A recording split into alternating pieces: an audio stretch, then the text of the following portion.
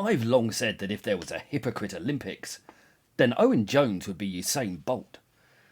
Because, really, nobody does hypocrisy like this jumped-up little left-wing provocateur.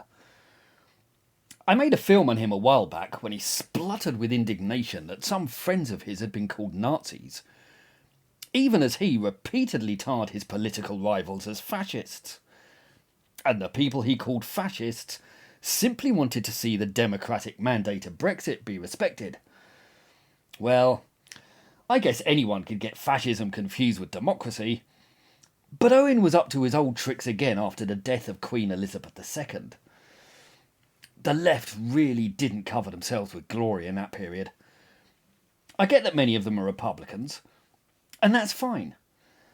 But maybe they could try getting across their beliefs without behaving with such distasteful petulance, and by desecrating the dead. Now, one young man decided that it would be a good idea to scream abuse at the Queen's funeral cortege. When he was dragged away, he responded by spluttering that, "I've done nothing wrong." Amazing. How can these people think there's nothing wrong with screaming abuse at a funeral while surrounded by grieving mourners? The radical left are unpleasant and thick in equal measure. And Owen Jones quickly chipped in to dismiss this as proportionate heckling. And he soon tutted at how peaceful protesters were being arrested. Now, both of those are interesting takes on some staggeringly noxious behaviour. But that in itself doesn't constitute hypocrisy. But with Owen, you don't have to dig far to find that. Owen has long claimed that cancel culture doesn't exist, that it's just a conspiracy used by the powerful to silence dissent. Now, on the political right, where we've been on the receiving end of this shit for years, we know that that's utter rubbish. But his next tweet was even more remarkable. Owen is scared that there might be some pushback to all the left's horrific gloating about the death of a 96-year-old woman. I mean, can't we just let them slander her memory in peace? But his fears over what might happen are exactly what the left's been doing to tens of thousands of us for years. Owen wailed that the Daily Mail et al. Are now going to scour the timelines of everyone and anyone they can construe as left-wing for content they can outrage their readers. If you're on the receiving end of this, you cannot imagine what will hit you. Well, we can, Owen, because that's exactly what you and your peers have been doing to us for years. And you've long been sneering at its consequences. You've continually claimed that hate speech isn't free speech. Except when it's your hate speech, of course. It's almost like you lot are massive hypocrites. And by the way, on that subject, I'm not calling for these people to be sacked or arrested or kicked off the internet. I'm just pointing out their flaws. But I think they should retain all their freedoms so that we can see them for what they are.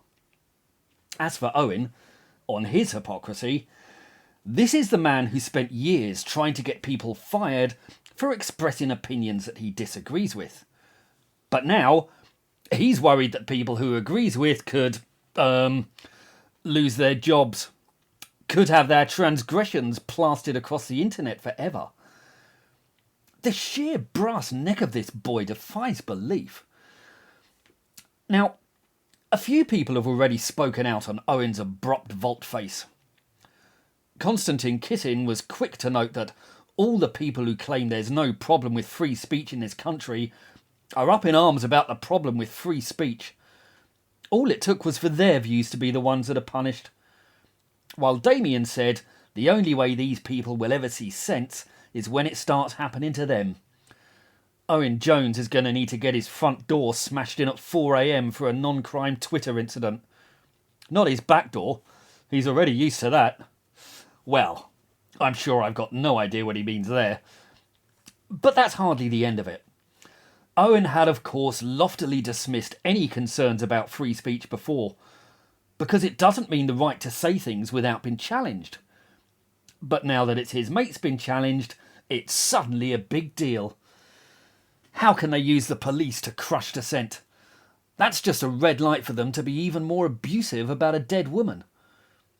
And Owen tried to use this approach as his defence, wailing that we're under a police state. And this was, of course, totally different to the attacks he'd dismissed before. In his usual haughty tones, Owen sneered that someone criticising you for something you've said, that's not an attack on your freedom of speech. Being harassed by the police for expressing Republican views, that is an attack on your freedom of speech. It really isn't difficult to understand this one. Well, Owen, let me give you something that isn't difficult to understand. Being politely asked to move on, as this unpleasant woman was, is, I'd suggest, less of an attack on free speech than when the history teacher, Joe Barron, was bullied and sacked, or when Noah Carl was fired by Cambridge University over research that no one had even read, or when Kathleen Stock was driven from her university and chased out of the country by the relentless abuse of the trans mob, or when a lifetime's work was deleted for criticising censorship, like what happened to Stefan Molyneux. Mark Meacham, aka Count Dacula, was arrested, dragged through the courts, and given a huge fine for posting a joke on the internet. Kate Scotto was also arrested and dragged through the courts for offending a trans individual online. Harry Miller was also hassled by the police, given a caution when the officer told him he needed to check his thinking.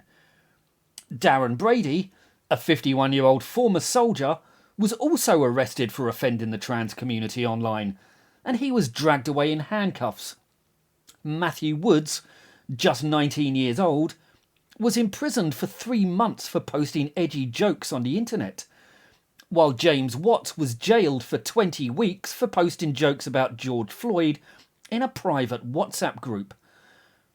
Now, Owen, I'd suggest that all of those incidents, and thousands of others like them, are far worse than the cases you've cited.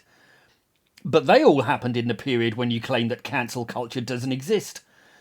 You had nothing to say about them at all. So spare me your indignation now. This is the monster that you created. This is your fault. And we've been saying for years that it would turn on you, and that when it did, you'd wail with indignation, and that you wouldn't like it.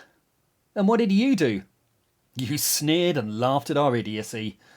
And now, here you are, crying in the bed you made. The chickens have come home to roost, and just for a change, you're being a massive hypocrite about it.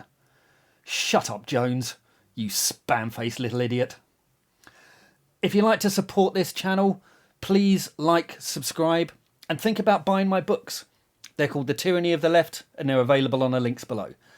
They go into topics like this in much greater detail. Please do feel free to pick them up and let me know what you think. Thank you.